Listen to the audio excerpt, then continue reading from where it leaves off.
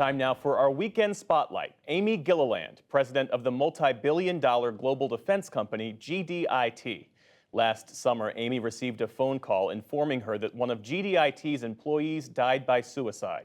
That tragedy drove Amy to ensure that no other employee was silently suffering. She created a program to spark company and industry-wide conversations about mental health issues, especially among military veterans. Amy Gilliland joins us now. It's so great to have you here. And this campaign you started, it's called How Are You Really? And the name struck me because that question suggests that the first answer you get to a question like that isn't always the real answer. Yeah, it's either not the real answer or people don't stick around to hear what you say. A lot of times it's just perfunctory in passing. And so we wanted people to ask and to listen for the answer. How do you, at a company like the one that you run, $8.5 billion in revenue, 28,000 employees all around the world, how do you scale a program like that to check in with people? You know, whether it's for this or anything else, you want a company to feel connected. And so we have really been focused on building community.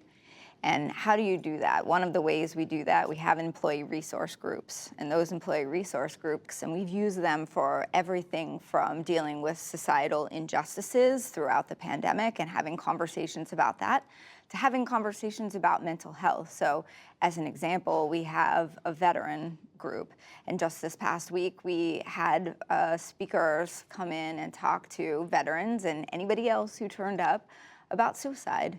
The suicide rate among veterans, as you may know, is higher than it is in the broader population. And so we have between 25 and 30% of our workforce that are veterans. And so this is an important topic to have. Yeah. So we try to make a big place feel small. The world in which you work, though, the intelligence, the defense community, there's a fear, there's a concern that if people start talking about mental health issues, that could invite scrutiny, that could lead to people losing their security clearances. And in many of these jobs, as you well know, without that security clearance, you can't keep the job. How do you navigate those concerns? Yeah, you're so right. And so the most important thing for people to feel empowered to come forward and say they're not okay is to remove the stigma of mental health. And this was a huge blockade we saw with all of our cleared employees. And so what we did was we went and got the facts. Intelligence agencies want the employees that are serving the mission to be well and to be healthy and to be resilient. And they want them to seek the help that they can need. And actually it is in 0.00001% of instances that people would lose their clearance. So it's fiction, not fact. And so what we have done is try to get the facts out there and to have our leaders and senior leaders talk to employees and even go so far, if they want, to talk about their own struggles and the fact that they have sought help.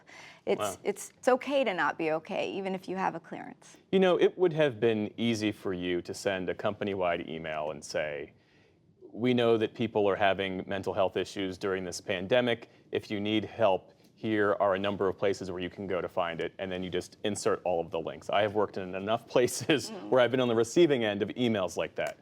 Why go beyond that and be very proactive about making sure that the people who work for you actually get the help that they need? In the aftermath of the pandemic, the statistics are just stunning. And it is clear that workplaces have to be part of that safety net. So 20% of adults have mental health issue. They just reported recently that there's a 4% increase in suicide rates. 70% of adults are saying that their children are suffering from mental health issues. And so it's not actually even just a workplace, it's a family issue also. And that requires something different than what we did before. We increased our programming. We've had over 100 sessions. They're all voluntary. People can come, they're anonymous, so people can feel free to engage and interact and ask questions. And through that, I can't tell you how many times I've had an employee when I go into a work setting come up and say, thank you for doing that. I had this situation. Or if they sent me an email saying, hey, this gave me permission. And so I think we're trying to make a conversation in a secure space an okay thing to do. And that takes more than an email. A question about your background. Sure. You're a U.S. Navy veteran. I am. You're among the few women to have ever led an entire brigade of midshipmen. And you've come from a family, 3 generations of military service. Yes. What were some of the pivot points in your career, and how does that military service inform the work that you do now?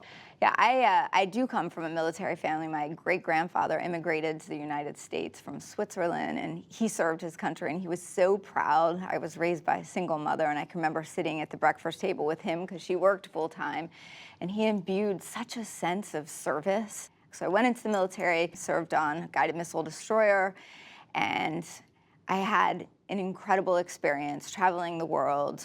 And when I came back, I came to DC, served in a variety of missions there, and I made a very difficult decision. So pivot point one was getting out of the service, and that was a really hard decision for me, and it wasn't easy. And I didn't want to be far away from what was all I'd known my whole career, which was the Navy. So mission was important, came to General Dynamics. 5 years ago, I had this incredible opportunity to come out and run this large business, and it has been the greatest challenge and the most incredible opportunity. You can imagine. We were talking earlier about your bracelet that I noticed. What's that represent?